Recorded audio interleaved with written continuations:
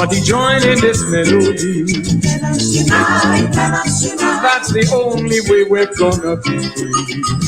Unite, let us unite. Everybody singing this sweet refrain. Let us unite, let us unite. Sing this melody till it gets in your brain.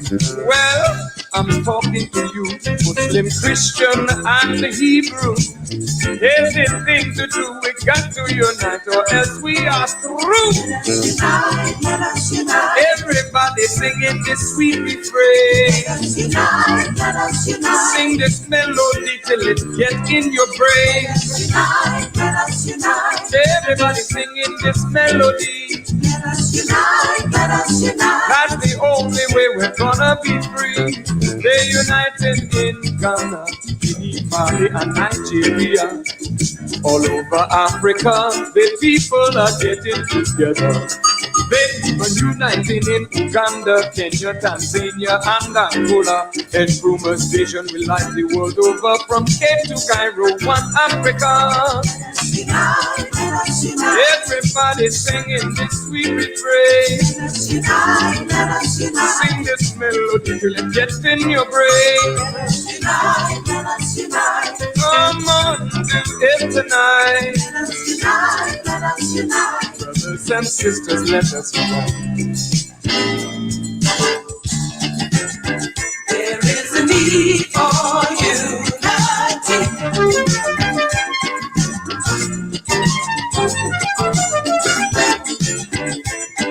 The best for you and me.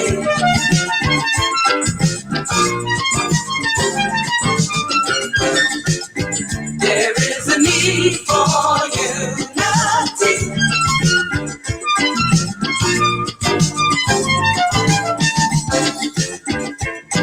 The best for you and me.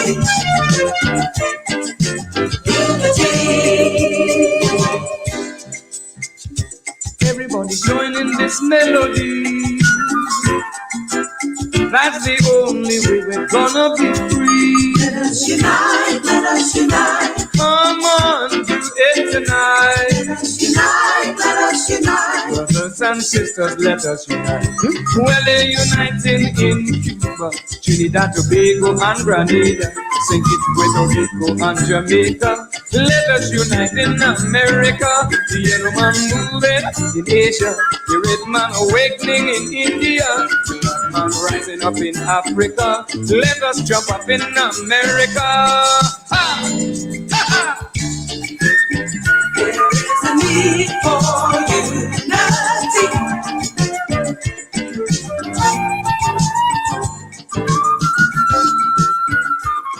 The best for you and me.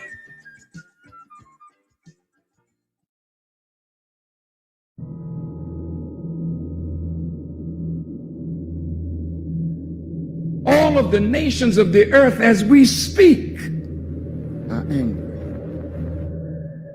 They're angry because governments cannot suffice the needs of their people. They're angry because a few have gotten wealthy at the expense of the many, and the poor and the sick and the weak and the unlearned multiply. And the value of their lives are diminished by the rich and the powerful, so that when human life is devalued, that in the eyes of man you are unworthy of the gift of life, then it is easy for another human being to take the life of another human being that he or she has devalued. Black life in America is devalued. Hispanic life is devalued. Even poor white life is devalue. There's a way that I have to behave. I'm free, but I'm not free to rob you of yours. I'm not free to take from you what does not belong to me. So if I will construct my life according to these righteous principles, then between man and man, man and woman, peace. Between race and race, peace. Between rich and poor, peace. We have our beautiful Mexican family. This once was theirs. So you can't say to them they are aliens.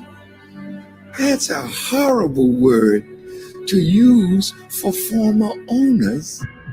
I see my indigenous family here. Many tribes, but they're really one great nation of people that now must be reunited with themselves. So it's their time now, as well as ours, that God would intervene in our affairs and bring the bottom rail to the top.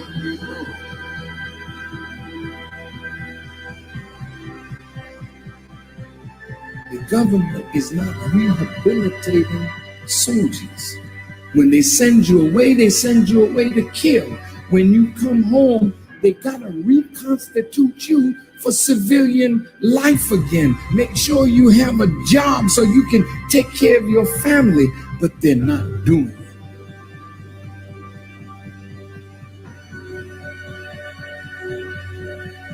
The Honorable Elijah Muhammad says a woman can do anything that a man does, and the only thing he forbids the woman to do is the thing that degrades her.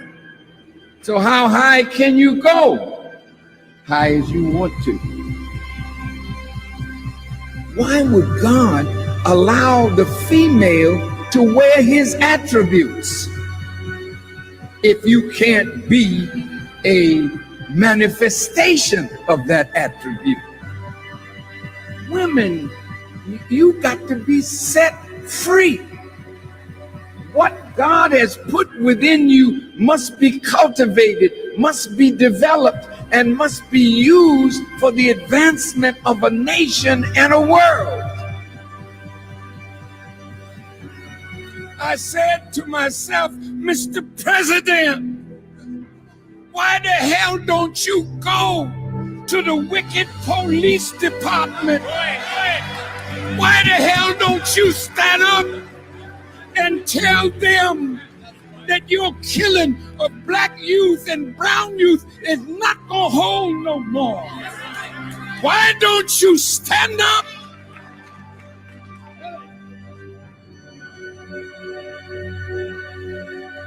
God's word is in need of a truth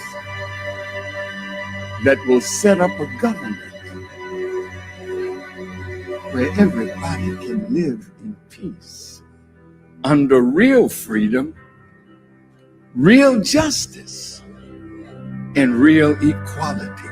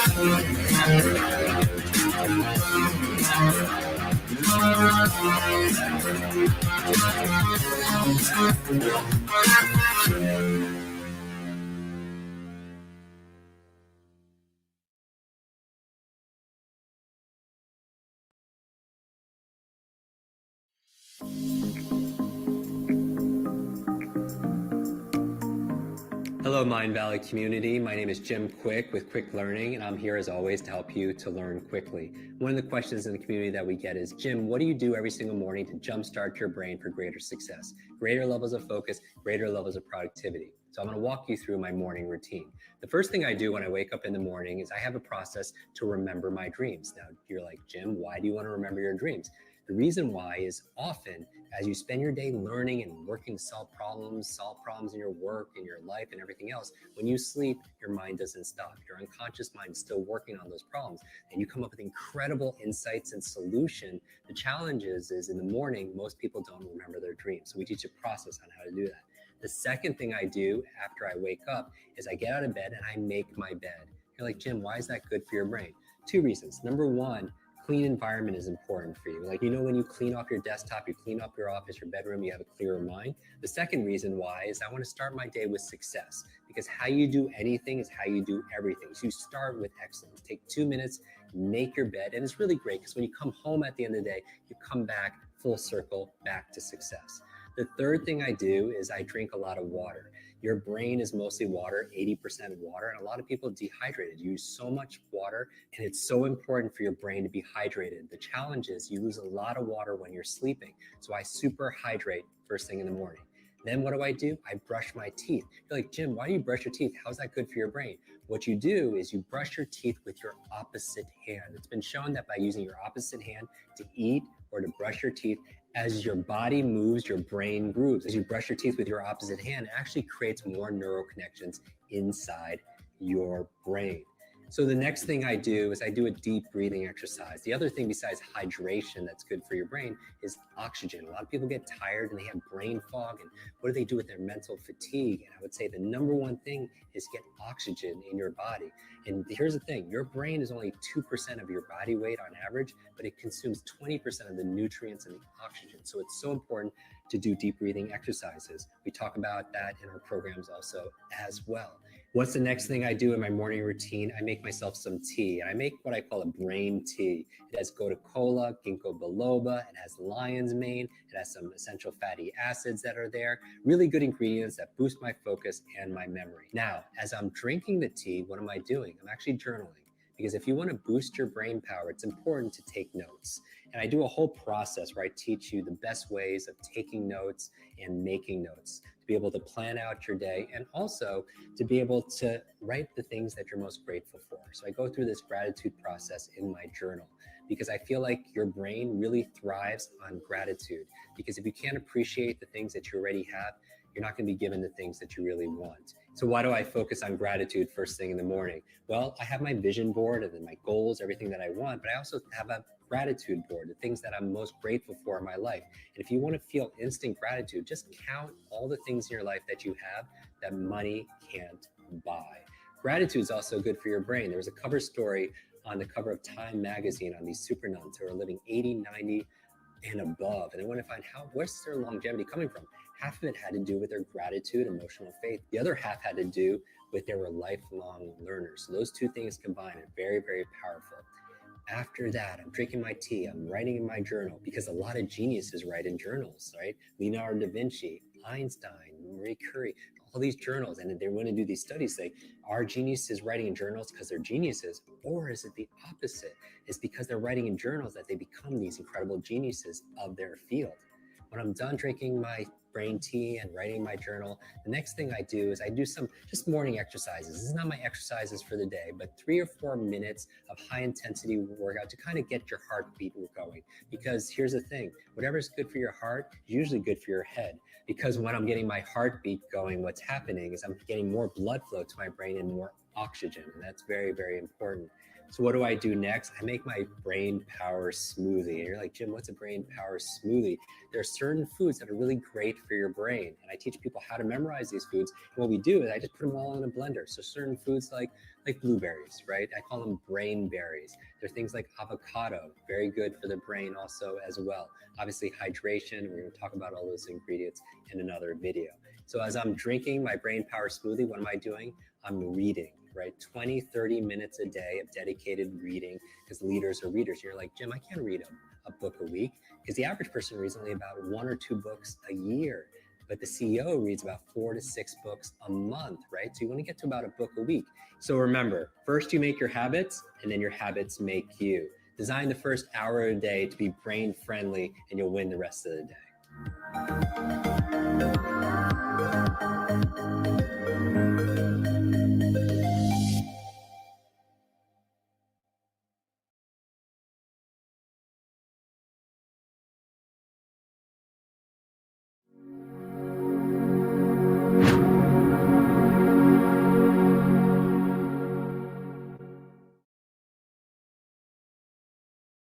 Bigger welcome. Hello, San Francisco. TEDx. Oh my God, blinding light. Hi, everybody. How are you? Fine. Oh my gosh. Okay, so my name is Mel Robbins, and for the last 17 years, I have done nothing but help people get everything that they want. Within reason. My husband's here. And so I've done it in the courtroom, in the boardroom, in the bedroom, in people's living room, whatever room you want to be in. If I'm there, I will help you get whatever you want by any means necessary. For the last 3 years, I host a syndicated radio show. 5 days a week, I go live in 40 cities, and I talk to men and women across America who feel stuck. Do you know that 1/3 of Americans feel dissatisfied with their lives right now? That is 100 million people. That's insane. And I've come face to face with it in this new show that I'm doing, which is also insane. It's called In-Laws.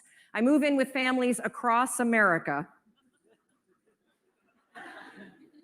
You guessed it, who are at war with their in-laws. We move them into the same house. I verbally assassinate everybody. We open up Pandora's box, and I get people to stop arguing about the donuts and who's hosting Thanksgiving dinner and talk about the real stuff. And that's what I want to talk to you about. I'm here for you. I'm going to tell you everything I know in less than 18 minutes about how to get what you want. So I want you to take a millisecond right now, and I want you to think about what you want. You. And I want you to be selfish. Screw Simon and the we thing. This is about me right now. Sorry, Simon. What do you want? And here's the deal. I don't want it to sound good to other people. Being healthy will not get your ass on a treadmill. Losing your man boobs so you could hook up with somebody, now that's motivation. So I want to know, what do you want? Do you want to lose weight? Do you want to triple your income? Do you want to start a nonprofit? Do you want to find love? What is it? Get it right here. You know what it is. Don't analyze it to death. Just pick something. That's part of the problem. You won't pick. So we're going to be talking about how you get what you want. And frankly, getting what you want is simple. But notice I didn't say it was easy. It's very simple. In fact, if you think about it, we live in the most amazing moment in time. So that thing that you have up here, whatever it may be, you want to use healthy eating to cure your diabetes, you want to figure out how to take care of the elders and start a new hospice center, you want to move to Africa and build a school, guess what? You could walk into a bookstore right now and buy at least 10 books written by credentialed experts on how the hell you do it.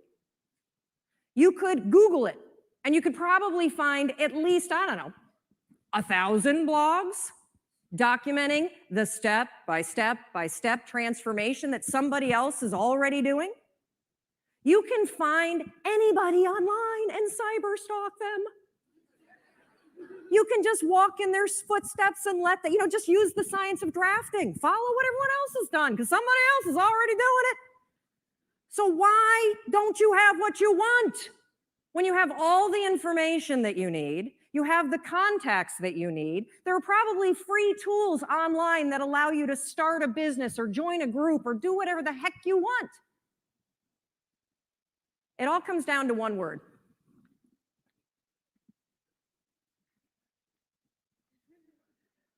Shut the front door. You know what I'm talking about? The F-bomb. It's everywhere. You hear it all the time. And I honestly don't understand what the appeal is of the word. I mean, you don't sound smart when you say it. And it's really not expressing how you really feel. It's sort of a cheap, shot to take. And of course, I'm talking about the word fine. How you doing? Oh, I'm fine. Oh, really? You are? Dragging around those extra 40 pounds? You're fine? Feeling like roommates with your spouse? And you're fine? You haven't had sex in 4 months? You're fine? Really? I don't think so. But see, here's the deal with saying that you're fine. It's actually genius. Because if you're fine, you don't have to do anything about it. But when you think about this word fine, it just makes me so angry. I mean, here we are at a conference about being alive, and you're going to describe the experience of being alive as fine? What a flimsy and feeble word.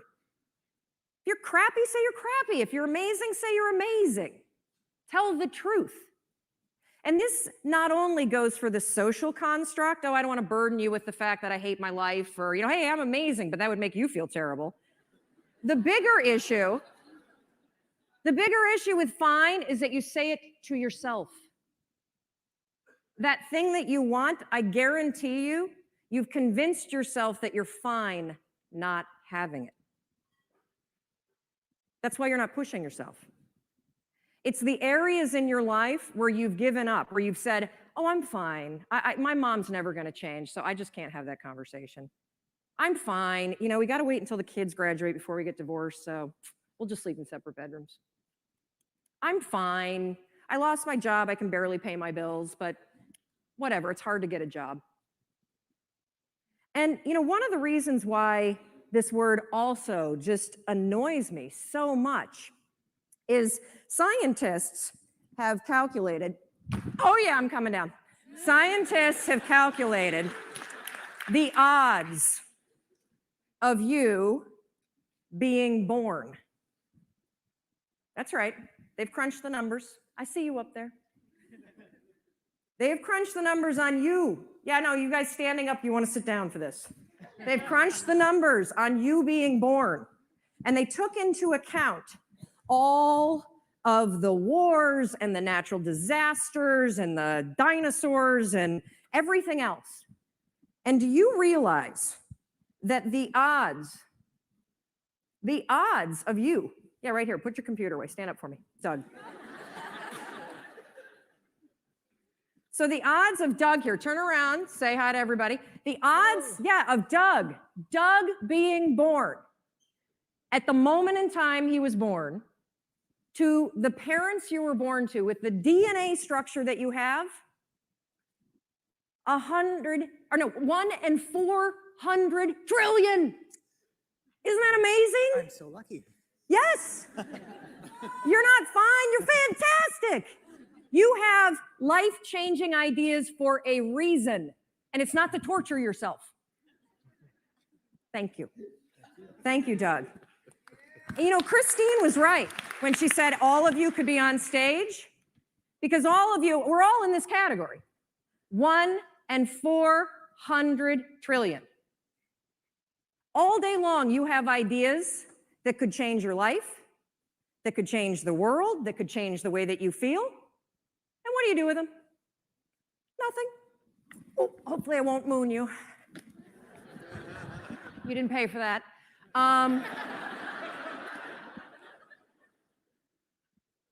And I want you to just think for a minute, because we all have, I love to use the analogy, the inner snooze button. You have these amazing ideas that bubble up, right? You've been watching people all day, and I guarantee you, like, you know, ping pong balls, boom, boom, boom, boom, boom, boom, boom. You've got idea, oh, I should do this, I should do that. And every time you have an idea, what do? Boop, hit the snooze. What's the first decision you made this morning?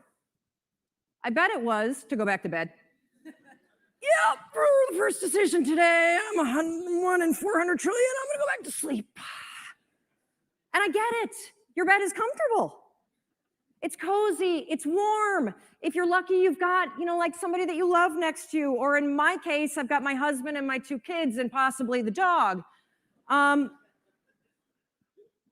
the reason why I'm bringing up this first decision that you made today and the inner snooze alarm is because in any area of your life that you want to change,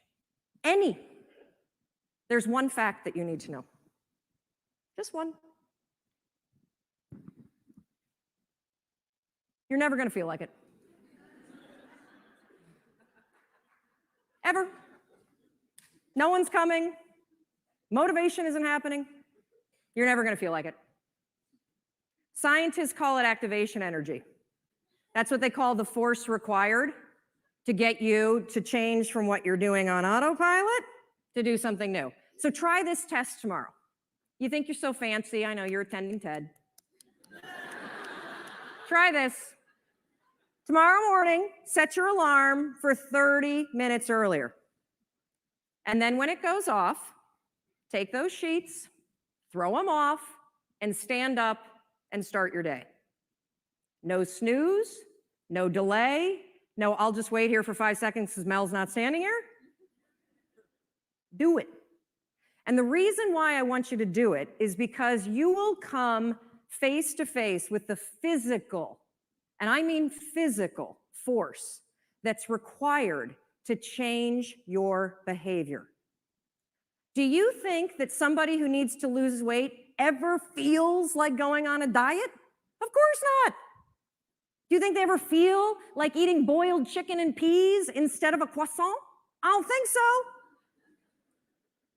The activation energy required to get your ass away from your computer and out your front door to go on the walk you said that you were going to go on is the exact same amount of force that it takes you to push yourself out of a warm bed and into a cold room. What's interesting about being an adult is that when you become 18, nobody tells you that it's now going to be your job to parent yourself. And by parent yourself, I mean it's your job to make yourself do the crap you don't want to do so you can be everything that you're supposed to be. And you're so damn busy waiting to feel like it. And you're never going to. My son never feels like getting off his DS. That's my job. Get off the damn DS. Kendall, clean up the Barbies. If you're gonna have a nude party in my bathroom, at least clean it up. God, chew with your mouth closed. We're not in a barn, for crying out loud. All right, dinner's coming, get out of the pantry. As parents, and you were a kid, Your parents make you do the things you don't feel like doing because you won't. Ever. Not now, not then, not ever. And even when you get good at something, you'll figure out something else you don't want to do. And then you'll plateau out and you'll get bored and you're like, I hate this job, this is boring. But will you look for a new one? No, you'll just bitch about that one. It's very, very simple to get what you want, but it's not easy. You have to force yourself. And I mean force. And the reason why I use the word force, when Roz was up here and talking about the emotion tracking, and she had the picture of the two sides of the brain, I look at the brain the exact same way. Only I describe one side of your brain as autopilot and the other side as emergency brake. That's the only two speeds you get. Autopilot, emergency brake. And guess which one your brain likes better? Autopilot. You've had the experience where you've driven to work, right? And you get there and you're like, oh my God, I don't remember driving here. You weren't drunk. That was your brain on autopilot. It was functioning just at this level. And the problem with your mind is that anytime you do anything that's different from your normal routine, guess what your brain does? Emergency brake. And it has that reaction for everything. Everything. You walk into the kitchen and you see everybody's left their breakfast dishes for you. And you think for the 100th time, I'm going to kill them. In fact, I'm going to leave them here and I'm going to make them do it. But that's not your normal routine, is it? So your mind goes, emergency brake. And you go right into autopilot. I'll just load it and be pissed and then not have sex. That's what I'm going to do.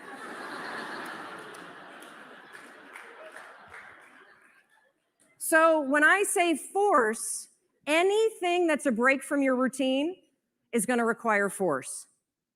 And if you think about your life, it's kind of funny because we, are kids and then we become adults and we spend so much time trying to push our life into some sort of stable routine. And then we grow bored of it. You wake up at the same time every day. You have largely the same breakfast. You drive to work the same way. You show up at work. You look busy. You avoid making calls. You update